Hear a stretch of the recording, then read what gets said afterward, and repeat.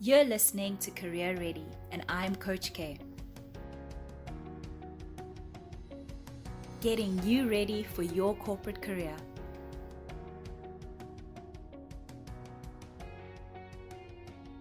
Yesterday we covered a few things regarding cover letters, specifically what are they and when you should or shouldn't send one, as well as the components of a cover letter. Today we will discuss those components in detail and hopefully give you a starting point on how to develop your own. Before we get into those components, let's maybe talk about what a cover letter is not. A cover letter is not a love letter to the company telling them why you would love to work there, nor is it a bioscope of your entire life's history and why you need the job. A well-written cover letter should be unique to you, the company you're applying to, while remaining concise and to the point.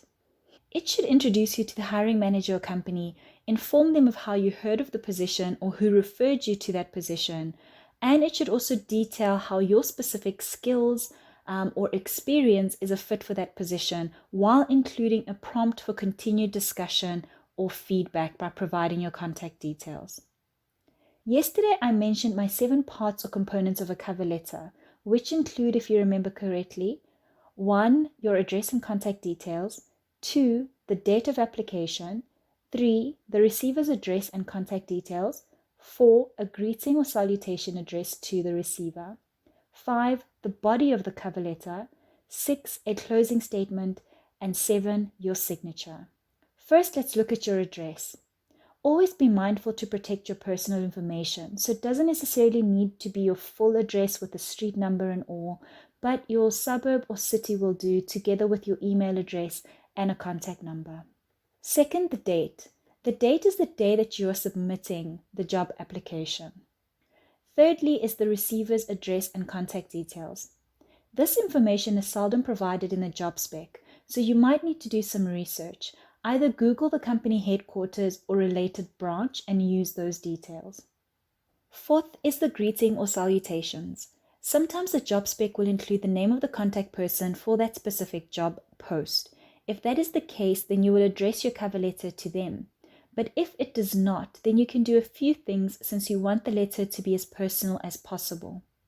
If you know the company, you can either Google the head of HR or look them up on LinkedIn, or you can ask the recruiter for the name of the receiver, or as in some cases in our country where the recruiters won't provide company details until you've been shortlisted for the interview, then it's perfectly okay to address the letter to whom it may concern. Moving on to our 5th point, which is now the meat of the cover letter, the paragraphs. Your cover letter should be 3 to 4 paragraphs at most and never exceeds more than a page. You want to focus on how you will add value to the team or company, and you will do this by demonstrating your experience and skill set. Now remember that I said that your cover letter should be unique to you and your personality, so don't be shy to add personal details that give the recruiter an idea of your personal brand. Also bear in mind that these are guidelines and not standards, so once you get the hang of writing your cover letters, I recommend that you make them your own. Your first paragraph should be a quick introduction to who you are. This includes your most recent job title, your relevant experience, and how long you've been working. Next, you want to start highlighting your skills and achievements and projects that you're proud of that make you the best or the perfect fit for this job. This is also your opportunity to elaborate in detail on some of the facts in your CV. Next, you also want to almost tie all of this information together by explaining how your skill sets and experience, as well as your values, are aligned to that of the company, and how you would use these skills to add value. 6th is a closing statement. Lastly, you want to let them know that you're eager to hear back from them at their earliest convenience to discuss the role further, and this will act as a polite prompt for them to get back to you. The 7th component is your signature. This doesn't necessarily mean that you physically sign it. You can include your electronic signature if you're able to, but it does mean that you close off the letter with a closing reference like kind regards or yours sincerely, and then follow that with your name. I hope that this breakdown today gave you some idea of what to include or exclude from your cover letters. Tomorrow we will cover a few tips for writing your cover letters and mistakes to avoid.